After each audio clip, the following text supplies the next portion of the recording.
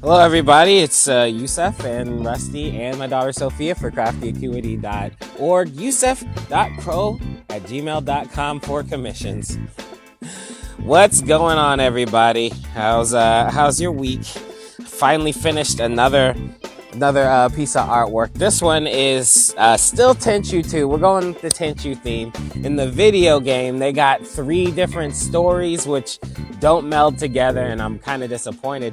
But it gives me an opportunity to draw 3 different characters, so that's pretty cool. Even though I've already done Tenchu 1 and 2, so now I'm on 3. This is my 3rd time drawing Rikimaru for you guys, so I'll go ahead and post the other 2 times up in the corner.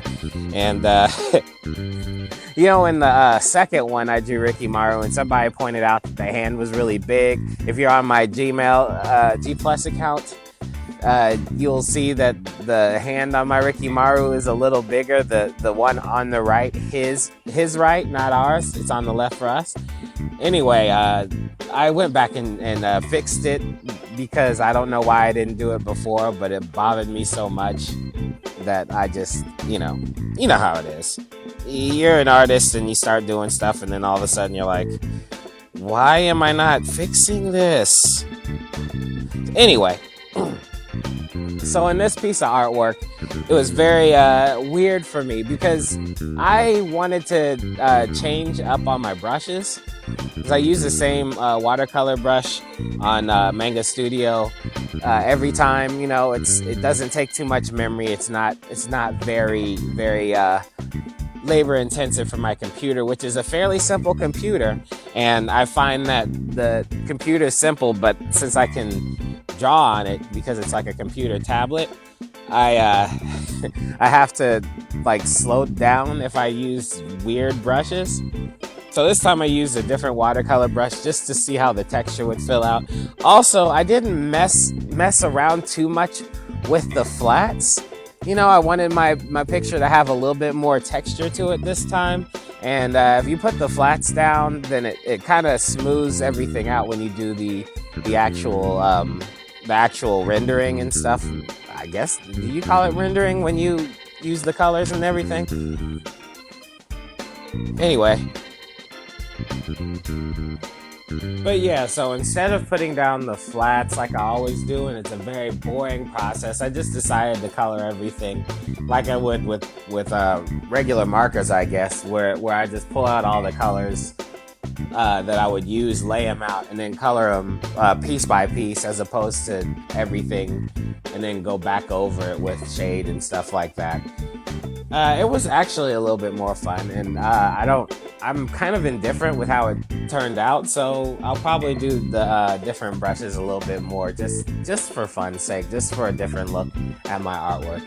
Also, it took like a long time to come up with a different poses for this scene, because I've been having a real problem with poses lately. I've been trying to make them look dynamic, and I tried to do what a lot of people do, and have like a big library of gestures and stuff like that, and just pull from the gestures.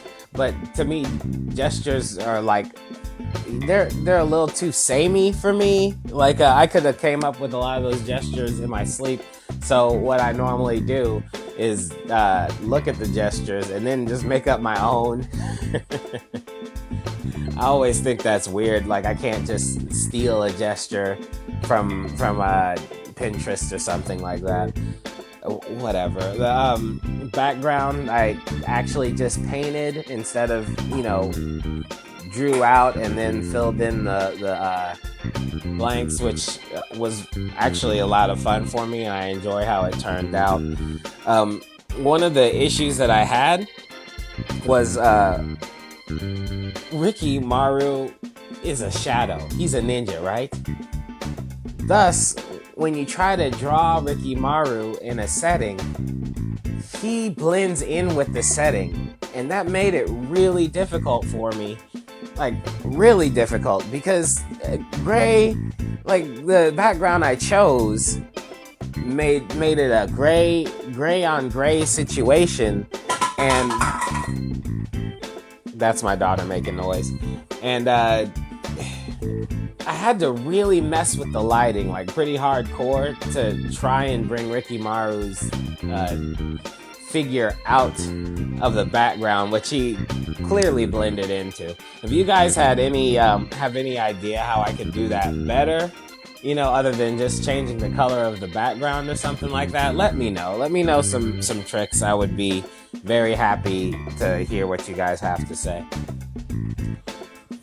Also, when I did the lines for this one, I kind of got weird when it came down to Rikimaru. And I mean, I guess this is at the beginning, but when I did Rikimaru, I did really solid sweeping lines. But then when I did Onikage on the left, I started sketching my lines a little bit more because I started feeling the grittiness of Onikage a little bit more than the smooth lines.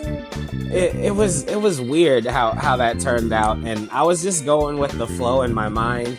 And I guess there was too much time between when I did Rikimaru and Onikage because my artistic brain switched on the way the lines were supposed to be made. And you know, this is a piece of artwork that I actually like, but it's also a piece of artwork that I experimented on a lot. You know, coming back from the Madame Grimoire piece of artwork that I wasn't really super happy with as a submission to a contest. This one came out okay, but I still wouldn't submit it. So anyway, I hope you guys enjoy the artwork, and I hope you guys enjoy me. Subscribe if you want to see more artwork. This is what, Speedpaint 56? So I guess you guys have a lot of backlogging to do. And yeah, I'll talk to you guys on next time I do some artwork. Thanks a lot. Like and subscribe. Shvoop-de-voop. Free Mac Martin, and peace.